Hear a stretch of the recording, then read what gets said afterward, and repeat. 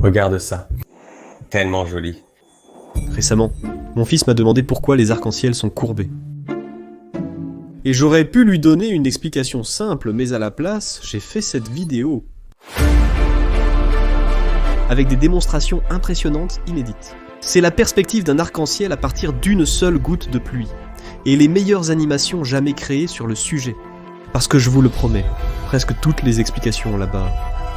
Double arc-en-ciel est une simplification excessive. Par exemple, si les gouttes de pluie diffusent la lumière blanche en couleur comme un prisme, alors pourquoi ne voit-on jamais d'arc-en-ciel en regardant dans la direction du soleil ? Ou pourquoi est-il plus sombre au-dessus d'un arc-en-ciel qu'en dessous ? Comment pouvez-vous faire disparaître un arc-en-ciel avec des lunettes de soleil ? Qu'est-ce qui se passe ici ? Pourquoi cet arc-en-ciel est-il bien plus petit que la normale ? Et comment ce phénomène a-t-il directement conduit à un prix Nobel ? Oh oui, nous allons approfondir ce sujet car l'explication complète est bien plus satisfaisante que tout ce que vous avez vu auparavant. Pour faire un arc-en-ciel, vous avez besoin de 3 choses. Des gouttes de pluie, le soleil, et vous, un observateur. D'accord, c'est l'une de ces expériences qui semble si simple, mais je n'ai jamais vu personne la faire avant. J'ai une sphère de verre, et cela représente ma goutte de pluie. Comme nous l'avons vu dans les vidéos précédentes, les gouttes de pluie sont essentiellement de forme sphérique. Je prépare les particules pour voir les faisceaux laser.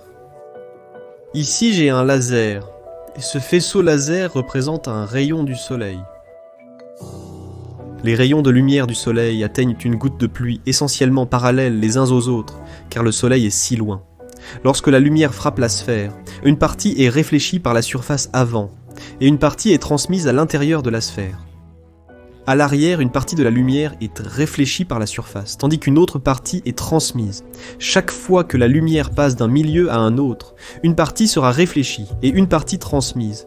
Et la quantité exacte dépend de l'angle de la lumière, de sa polarisation et de la nature des deux milieux. C'est en fait utile ici car je peux utiliser les réflexions pour m'assurer que le laser est correctement aligné. Je pense que j'ai aligné ce laser rouge de manière à ce qu'il frappe le milieu de la sphère et qu'il se reflète ici. Mais une partie de la lumière passe à travers, et une partie de la lumière se reflète à la surface arrière, puis une partie de la lumière atteint le mur. Je vais maintenir le laser à l'horizontale et le déplacer vers le haut de la sphère. Appelons donc la distance depuis l'axe central le paramètre d'impact. Plus je déplace le laser vers le haut, plus la réflexion sur la surface avant augmente. Il rebondit sur cette surface courbée. Et je peux vous dire que c'est une simple réflexion ennuyeuse. Rien d'intéressant ne se passe avec ça. Il n'est pas impliqué dans les arcs-en-ciel, donc il est là, mais nous allons essentiellement l'ignorer pour le reste de la vidéo. Ce qui est plus intéressant, c'est la réflexion sur la surface arrière. Maintenant, voici ce rayon ici. Cette tache est sur la table. Alors que le laser monte, il descend. En fait, tout le faisceau à l'intérieur de la sphère se courbe vers le bas. C'est parce que lorsque la lumière entre dans la sphère, elle ralentit, et donc elle se réfracte. Mais pourquoi la lumière ralentit-elle en entrant dans un milieu dense comme le verre ? Eh bien, je pense que beaucoup de gens peuvent vous dire que la lumière est une onde électromagnétique sans vraiment réfléchir à ce que cela signifie. Vous savez, le champ électrique autour d'un ballon chargé qui tire sur vos cheveux, ou le fait coller à un mur, et le champ magnétique autour d'un aimant en barre qui aligne les limailles de fer. Eh bien, la lumière est ce qui se passe si vous pouviez arracher le champ électrique des charges, le champ magnétique de l'aimant, les écraser ensemble et les envoyer voyager à travers l'espace, en quelque sorte. Je veux dire, en pratique, les ondes électromagnétiques sont créées par des charges en accélération, comme en les agitant de haut en bas, puis les champs électriques et magnétiques, changeant qu'elles créent, s'associent en tant que lumière et partent de leur côté. L'explication la plus claire que je connaisse de la façon dont la lumière est ralentie dans un milieu vient de Grant chez 3 Blue 1 Brown. Je lui ai demandé si je pouvais résumer son explication pour cette vidéo, et il a gentiment accepté. Ainsi, quand ces ondes électromagnétiques rencontrent des charges dans un milieu, comme celle de la première couche de notre sphère, la lumière les fait osciller. Vous pouvez considérer chaque charge comme une petite masse sur un ressort, et les champs électriques et magnétiques changeants la font vibrer à la même fréquence que la lumière. Mais maintenant, vous avez des charges qui gigotent, c'est-à-dire qui accélèrent. Elles doivent donc aussi créer leurs propres ondes électromagnétiques. Et le champ électromagnétique net n'est que la somme de l'onde incidente plus cette nouvelle onde. Le résultat ressemble presque exactement à l'onde originale, sauf qu'il est légèrement décalé en arrière. Il reçoit un coup de phase. Et chaque couche du matériau ajoute un autre coup de phase. En résumé, l'effet net est que la longueur d'onde du rayonnement diminue dans le nouveau milieu. Et comme la fréquence reste la même, une longueur d'onde plus courte diminue la vitesse de la lumière à travers le matériau. L'indice de réfraction est le rapport entre la vitesse de la lumière dans le vide et sa vitesse dans un milieu. C'est environ 1,5 pour le verre et 1,33 pour l'eau. Donc, lorsque la lumière entre dans un nouveau milieu sous un angle, la partie des crêtes d'onde qui entre en premier dans le nouveau milieu ralentit en premier, et cela change l'angle de toutes les crêtes d'onde. Et comme la direction d'un faisceau de lumière est perpendiculaire aux crêtes d'onde, cela signifie que la lumière change de direction. Donc, pour récapituler, la lumière fait bouger les charges, elle crée donc leur propre onde électromagnétique, qui donne à la lumière un coup de phase, raccourcissant sa longueur d'onde, ce qui la ralentit, et donc elle se courbe. Il existe une expression mathématique simple qui relie les angles d'incidence et de réfraction aux indices de réfraction des deux milieux. Elle est connue sous le nom de loi de Snell, bien qu'elle ait été découverte indépendamment par plusieurs personnes, dont certaines avant Snell. Et c'est ce que nous voyons dans la sphère. Plus le laser frappe haut la sphère, plus l'angle d'incidence est grand, et donc plus il se courbe vers le bas à cause de la réfraction. La plupart de cette lumière sort par l'arrière de la sphère, mais une partie est réfléchie. Et c'est ce rayon réfléchi que nous pouvons voir sortir de l'avant de la sphère en dessous du faisceau incident. Maintenant, je veux représenter graphiquement l'angle de ce rayon réfléchi, pendant que je déplace le faisceau vers le haut de la sphère. Lorsque le laser est exactement au centre, le faisceau réfléchi revient directement à la source. Alors appelons cela 0 degré. Quand je déplace le laser vers le haut, l'angle s'accroît. Donc la lumière revient à 5 degrés, puis 10 degrés, et elle continue d'augmenter plus je monte. Mais nous arrivons maintenant au point crucial. Regardez ce point sur la table. Lorsque je déplace le faisceau incident vers le haut, ce point se déplace vers l'intérieur. Le rayon réfléchi se rapproche de plus en plus, mais il y a un certain point, juste là où il cesse de se rapprocher. Regarde ça. Et même si je continue à déplacer ce faisceau de plus en plus haut, il ne se rapproche pas. Et puis ça repart dans l'autre sens. Donc ce que nous voyons là, c'est un angle maximum que ce rayon réfléchi atteint avant de faire demi-tour et de repartir dans l'autre sens. Et c'est vraiment important. Cela signifie que sur une gamme de paramètres d'impact, une gamme de hauteur du laser, le faisceau réfléchi sort essentiellement sous le même angle, ce qui signifie que la lumière se concentre à cet angle, et une concentration de rayons lumineux est appelée une caustique. Les surfaces mises à la terre, des tasses à café au verre, ou même l'eau ondulante, ont tendance à créer des caustiques. Les caustiques créent les motifs lumineux visibles en concentrant les rayons lumineux. Dans le cas de la lumière rouge à travers une sphère d'eau, l'angle de diffusion maximum, et donc ce caustique, se produit toujours à 42 degrés sous l'horizontale. Comme ma sphère est faite de verre plutôt que d'eau, l'angle est différent, mais le principe est le même. Vous vous demandez peut-être pourquoi ce rayon réfléchi atteint un angle maximum avant de faire demi-tour. La réponse est simplement la géométrie. Alors que je déplace le laser sur la sphère, bien que le rayon se réfracte vers le bas, le point à l'arrière de la sphère où il se réfléchit continue de monter jusqu'à ce que vous arriviez à ce point spécial, qui est à peu près les 7/8 du rayon de la sphère. Et ici, l'angle d'incidence est si abrupt que le rayon réfracté cesse de frapper le dos plus haut et commence à le frapper plus bas. C'est pourquoi la réflexion se retourne, et donc nous obtenons un angle de diffusion maximal et la concentration des rayons lumineux à cet angle. Mais l'angle de diffusion maximal précis dépend de la couleur de la lumière. Pour comprendre, imaginons les charges dans la sphère comme des masses sur des ressorts. Ils ont une fréquence naturelle, une fréquence à laquelle ils oscilleraient, s'ils n'étaient pas entraînés à une fréquence particulière. Dans la majorité des matériaux, la fréquence naturelle est bien supérieure aux fréquences de la lumière visible. Maintenant, lorsque la lumière pousse une charge en avant et en arrière, l'amplitude de la vibration résultante dépend de la différence entre la fréquence de la lumière et la fréquence naturelle de la charge. Plus les deux fréquences sont proches, plus l'amplitude de la vibration résultante est grande, ce qui est logique si vous avez déjà poussé quelqu'un sur une balançoire. Plus votre fréquence de poussée est proche de la fréquence naturelle de la balançoire, plus ils iront haut. Cela signifie que la lumière de fréquence plus élevée, comme la lumière bleue, fera vibrer les charges avec une plus grande amplitude.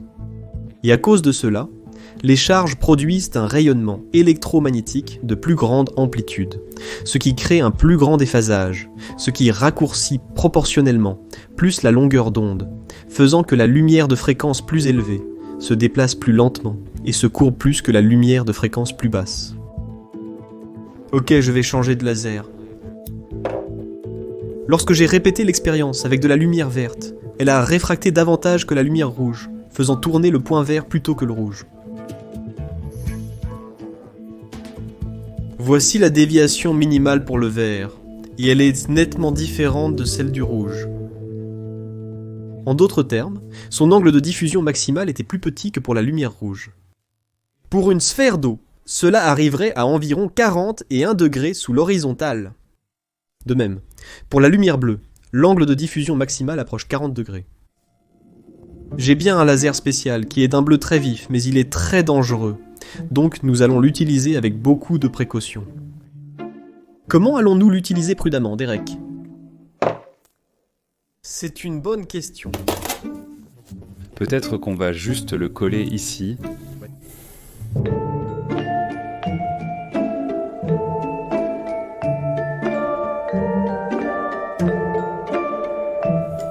Donc le bleu n'arrive que là, le vert jusqu'ici, le rouge jusqu'ici, donc c'est une dispersion assez sérieuse ici. Mon expérience était un peu bancale, je pense qu'elle n'était pas parfaitement horizontale. Pour vraiment voir l'importance de la caustique, imaginez que nous éclairons la sphère uniformément avec de la lumière rouge. Plus de lumière va frapper la sphère, à des paramètres d'impact plus élevés, parce que plus vous allez loin, plus la surface est grande. J'ai donc ajusté ces sections pour qu'elles aient toutes la même surface. En utilisant notre graphique de l'angle de diffusion, vous pouvez voir où cette lumière rouge finira après réflexion sur la surface arrière. La plupart finit à l'angle de diffusion maximal. Pour plus de clarté, nous pouvons ajouter de l'éclairage. Et nous pouvons faire la même chose pour l'orange, et le jaune, et toutes les autres couleurs. Et c'est ce qui nous donne l'arc-en-ciel. Une goutte de pluie disperse toute la lumière blanche qui la frappe en ses couleurs composantes, pas seulement celle qui touche sa périphérie. Mais comme les réflexions se chevauchent toutes en sortant, les couleurs se mélangent et produisent à nouveau du blanc. Ce n'est que la différence dans les angles de dispersion maximum et les caustiques qu'ils produisent qui nous donnent l'arc-en-ciel.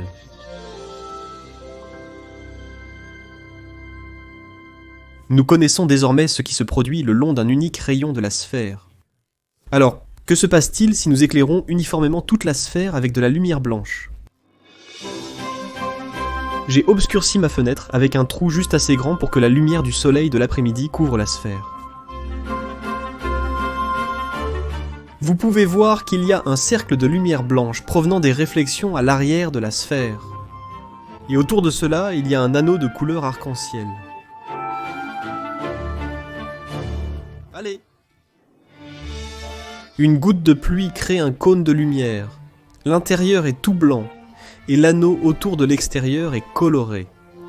C'est la vision d'un arc-en-ciel à travers une unique goutte de pluie. Tous ces différents rayons de lumière, arrivant à différents endroits, se réfléchissent sur la surface avant et la surface arrière, et cette réflexion sur la surface arrière atteint un angle maximum. Et pour le bleu, le vert, le jaune et le rouge, l'angle maximum était différent. L'angle maximum du rouge est le plus éloigné. C'est pourquoi il est à l'extérieur ici. Si bon. Si bon. Ce que je voulais vraiment voir, c'est si je pouvais observer le cône de caustique de différentes couleurs qui produisent dans cet anneau. Ho, ho, ho, ho, ho, ho, ho, ho, ho, ho, ho. Vous devez voir ce cône de couleur. Vous devez absolument voir ça. Mon œil est pile dans le cône coloré ici. Je peux voir le cône de couleur. C'est tellement cool. Donc c'est l'incroyable focus à l'arrière de la sphère. Si tu mets ton doigt là-dedans, il se brûle très vite. La chose est une vocale. Maintenant, cela ressemble vraiment à un arc-en-ciel, mais souvenez-vous, c'est juste la lumière provenant d'une seule gouttelette. Quand vous voyez un arc-en-ciel, il y a des milliards de gouttes de pluie, et chacune projette un cône d'arc-en-ciel vers le soleil. Alors, comment tout cela crée-t-il un seul arc-en-ciel unifié ? Eh bien, pour que votre œil voie une couleur, prenons le rouge, dans une certaine partie du ciel, alors le caustique rouge d'une goutte de pluie là-bas doit aller directement dans votre œil. Et cela ne se produit que lorsque l'angle du soleil à la goutte de pluie à votre œil est de 42 degrés. Et cela explique pourquoi les arcs-en-ciel prennent la forme d'un arc avec un angle de 42 degrés. Maintenant, la lumière violette de ces mêmes gouttes de pluie passe au-dessus ou à côté de votre œil, donc vous ne pouvez pas possiblement la voir, mais il y a des gouttes de pluie en dessous et à l'intérieur de l'arc de ces gouttes de pluie rouge, dont les caustiques violets croisent votre œil.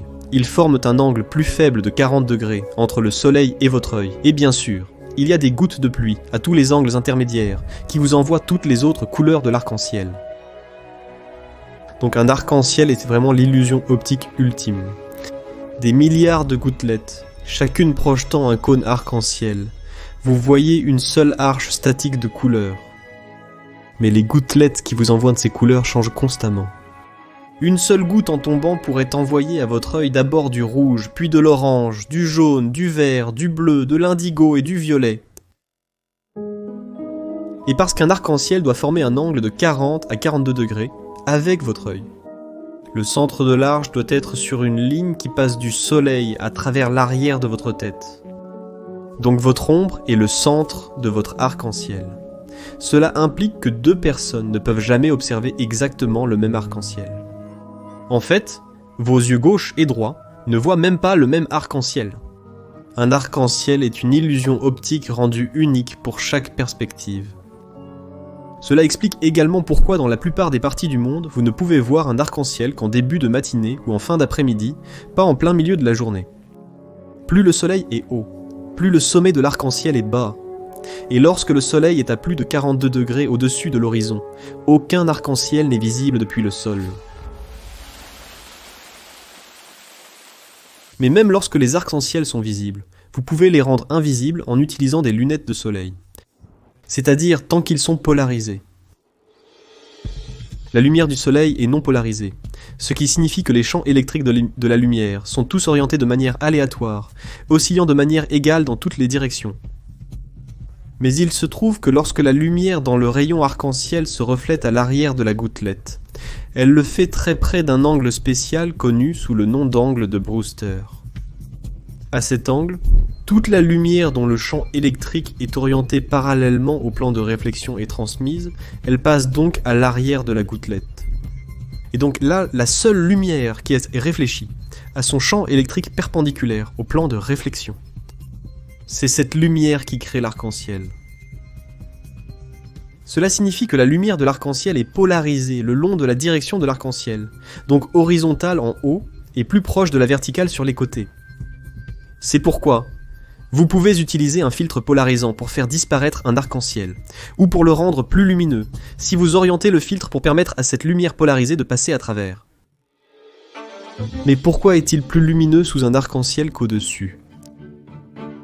C'est parce que les gouttes de pluie sous l'arc-en-ciel réfléchissent toutes les couleurs de la lumière sur leur surface arrière. C'est ce qui a créé le disque blanc, dans mon expérience de sphère de verre. En revanche, les gouttes de pluie au-dessus du sommet de l'arc-en-ciel ne réfléchissent aucune lumière sur leur surface arrière. Votre œil est maintenant en dehors de l'angle de déviation maximum de toutes les couleurs. Mais si vous regardez encore plus haut, parfois vous voyez un deuxième arc-en-ciel, plus faible, avec ses couleurs inversées. Double arc-en-ciel. Alors d'où cela vient-il ? Cela provient d'une réflexion supplémentaire à l'intérieur des gouttes de pluie. À présent, la lumière se réfléchit 2 fois dans la sphère au lieu d'une seule. Ces réflexions créent également des caustiques colorés, bien que beaucoup plus faibles car la lumière est perdue à chaque réflexion. Si vous regardez les angles de déviation, cette lumière commence à sortir par l'arrière de la goutte de pluie, donc à un angle de 180 degrés.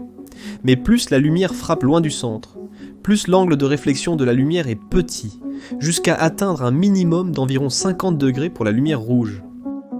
Puis elle fait demi-tour et repart dans l'autre sens. Donc entre 42 et 50 degrés, il fait sombre parce qu'aucune lumière réfléchie 1 ou 2 fois à l'intérieur d'une goutte de pluie ne sort à cet angle. Ceci est connu sous le nom de bande sombre d'Alexandre. Il existe maintenant des preuves photographiques de arc-en-ciel de 3e et 4e ordre, formées après 3 ou 4 réflexions internes. Mais cette lumière sort de l'arrière d'une goutte de pluie. Donc, ce sont les seuls types d'arcs-en-ciel que vous pourriez espérer voir en regardant dans la direction du soleil. Mais ils sont si faibles que les conditions devraient être parfaites.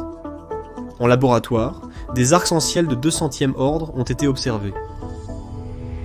Mais ce n'est pas ce qui se passe ici. Ceci est connu sous le nom d'arc-en-ciel surnuméraire. Sous un arc-en-ciel primaire apparaissent plusieurs bandes ressemblant à un arc-en-ciel. Mais cela ne se produit que lorsque les gouttes de pluie sont toutes vraiment petites, juste des dixièmes de millimètres de diamètre.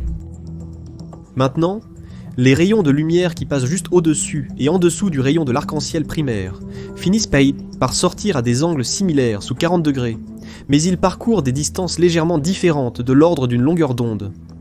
Et à cause de cela, ces rayons de lumière peuvent interférer de manière constructive et destructive, produisant une série de bandes claires et sombres à l'intérieur de l'arc-en-ciel principal. Les différentes couleurs dans ces arcs-en-ciel surnuméraires se chevauchent de plus que dans l'arc-en-ciel principal. Ils peuvent donc produire des couleurs étranges comme le magenta, une combinaison de bleu et de rouge. Les surnuméraires offrent également un indice sur le fonctionnement de ces petits arcs-en-ciel. Chaque fois que je voyais des images comme celle-ci, ou même observais ce genre de choses depuis un avion, je me demandais comment un arc-en-ciel pouvait être si petit. On les appelle des gloires ou des broken bow. Au lieu des 42 degrés habituels, ces cercles de couleurs ne font que 2 à 4 degrés de large. Eh bien, la clé est que tout comme dans les surnuméraires, les gloires sont dues à l'interférence. Ils nécessitent donc de minuscules gouttelettes d'eau, d'un diamètre de seulement quelques dixièmes de millimètre. Ce sont le genre de gouttelettes que vous trouveriez dans le brouillard ou les nuages. La lumière qui frappe le bord de la goutte peut faire le tour de l'arrière et revenir directement à la source. On peut l'observer avec le laser sur la sphère en verre. Mais effectivement, en présence de rayons de lumière parallèles, de minuscules gouttelettes deviennent une source annulaire de lumière. Mais pour ces minuscules gouttelettes, la distance d'un point à tous les bords de la sphère peut varier de l'ordre d'une longueur d'onde. Donc prenez par exemple le point juste en face de la goutte. Maintenant la distance à tous les bords est la même. Donc la lumière interfère constructivement ici, et produit un point lumineux mais un peu décalé sur un côté. Et maintenant, la moitié de la lumière, en moyenne, a parcouru une demi-longueur d'onde supplémentaire, et donc nous obtenons un point sombre ici. Si vous allez un peu plus loin, et bien maintenant, la lumière a parcouru une longueur d'onde entière supplémentaire, donc maintenant la lumière arrive à nouveau en phase, et nous obtenons un point lumineux ici. Donc nous pouvons faire tourner cela autour de 360 degrés, et l'étendre dans toutes les directions. Et ce que nous obtenons est un motif de mire flou. Et bien sûr, toutes les différentes couleurs de lumière ont des longueurs d'onde différentes, et donc ces motifs de mire ne se chevauchent pas complètement. Ainsi, lorsque les anneaux sont superposés, nous voyons des anneaux colorés. Maintenant, c'est juste le motif d'une seule gouttelette. Mais tout comme avec un arc-en-ciel, si vous avez des millions ou des milliards de ces gouttelettes, elles contribuent toutes à produire ce même motif avec votre ombre au centre. Et c'est justement un tel motif qui a inspiré une découverte récompensée par un prix Nobel. En septembre 1894, un scientifique nommé C.T.R. Wilson visitait un observatoire dans les collines écossaises. C'est alors qu'il a observé les anneaux colorés, entourant l'ombre projetée sur la brume ou le nuage. Il se souvient que ces gloires ont grandement suscité mon intérêt et m'ont donné envie de les imiter en laboratoire. Donc Wilson a inventé la chambre à nuages, dans le but explicite d'observer les gloires. Après avoir découvert que la chambre à nuages rendait visibles les trajectoires des particules énergétiques, il a abandonné son objectif initial, et a plus tard reçu le prix Nobel. Mais tout a commencé avec le mystère des anneaux de couleur dans le brouillard.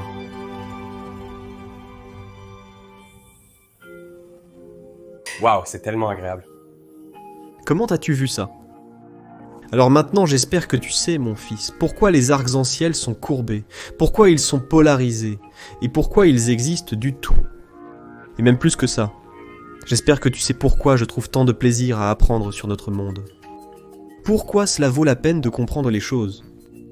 Depuis des millénaires, les arcs-en-ciel sont ce défi flagrant que la nature nous présente. Mais pouvez-vous comprendre cela ? Et c'est satisfaisant de dire, nous l'avons fait. Je regarde un arc-en-ciel différent de toi. C'est vrai.